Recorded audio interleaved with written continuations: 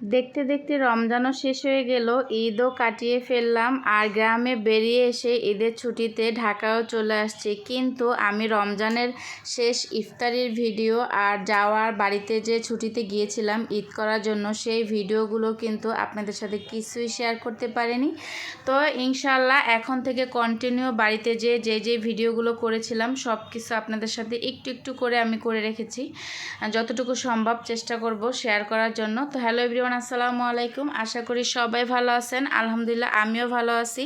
তো গ্রাম থেকে ঈদ করে কিন্তু চলে আসছি, কিন্তু গ্রামে যাওয়ার যে ভিডিওটা, তারপর হচ্ছে শেষ ইফতারির যে ভিডিও শ্বশুরবাড়ি সবার সাথে, তো এগুলো এখন পর্যন্ত আমি শেয়ার করতে পারিনি। আবার কিন্তু ঢাকা চলে আসছে আমি, তো এখন আপনাদের সাথে শেয়ার করতেছি।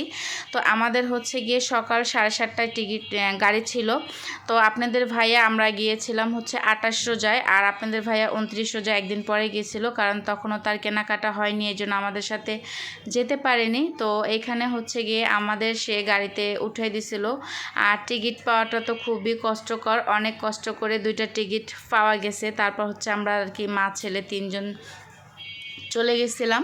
তো এই যে স্বপ্নের পদ্মা সেতুটা কিন্তু আপনাদের সাথে শেয়ার করতেছি। আর এইখানে গেলে কিন্তু এমনিতেই কিন্তু দৃশ্যগুলো দেখে মন এমনিতেই ভালো হয়ে যায়, আর খুবই ভালো লাগে। আমি যখনই দেশে যাই তখনই কিন্তু আপনাদের সাথে এই ভিউটা শেয়ার করার চেষ্টা করি সব সময়। আমার কাছে তো খুবই ভালো লাগে। তো আপনাদের কাছে কেমন লাগে অবশ্যই জানাবেন। তো গ্রামে গিয়ে কী করলাম, যদিও ওরকম ভিডিও আমি করতে পারিনি, তো মাঝে মধ্যে অল্প স্বল্প করা হয়েছে। তো এখন থেকে চেষ্টা করব কন্টিনিউ সেই আগের মতো আপনাদের সাথে ভিডিও শেয়ার করার। আর যতটুকু করে রেখেছি গ্রামে যে ভিডিও, ওটাও শেয়ার করব। তো এটা ছিল শ্বশুর বাড়িতে। প্রথম হচ্ছে আমাদের বাড়ি গিয়েছিলাম। তো এখান থেকে রেস্ট করে পরের দিন সকাল হচ্ছে আমাদের যেতে যেতে হচ্ছে প্রায় 1টা-1:30টা বেজে গেছিলো। আর পরের দিন সকালে হচ্ছে শ্বশুরবাড়ি গিয়েছিলাম, যেহেতু আমাদের বাড়িটা আগে পড়ে, এই জন্য আমাদের ওইখানে আগে যেয়ে একটু রেস্ট করে তারপর শ্বশুরবাড়ি গিয়েছিলাম।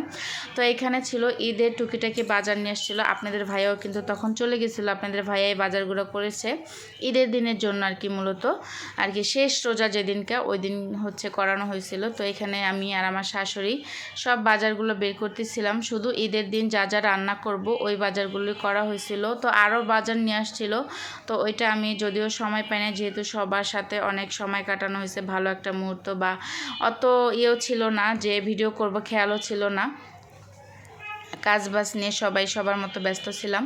তো এখানে যা যা রান্না করব, আমি ঢাকায় বসেও যেরকমটা রান্না করি ওরকমটাই কিছুটা হলেও চেষ্টা করেছি। কিন্তু রান্না বান্না করে আমি যে একটা ভিডিও আপনাদের সাথে শেয়ার করব, ওই ভিডিওটা করতেই আমার খেয়াল ছিল না আসলে কি করব। তারপর হচ্ছে যে আরও একটু আনইজি ফিল লাগতেছিল, যেহেতু ননদরা ছিল, শাশুড়ি, দেবর, আপনাদের ভাইয়া, তারপর হচ্ছে গিয়ে আরও মেহমান ছিল, এজন্য ভিডিওটা আমি ওইভাবে করতে পারিনি। আর খেয়াল ছিল না রান্না শেষে যে ভিডিওটা করব।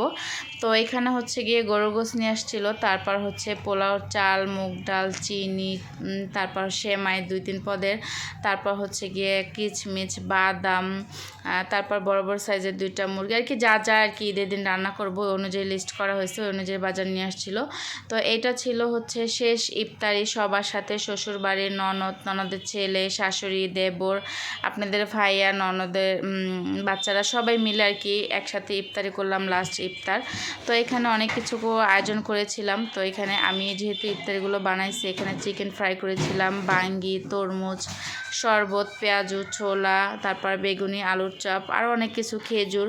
তো আজকের ভিডিওটা আপনাদের কাছে কেমন লাগলো অবশ্যই জানাবেন। ভালো থাকবেন সবাই। আল্লাহ।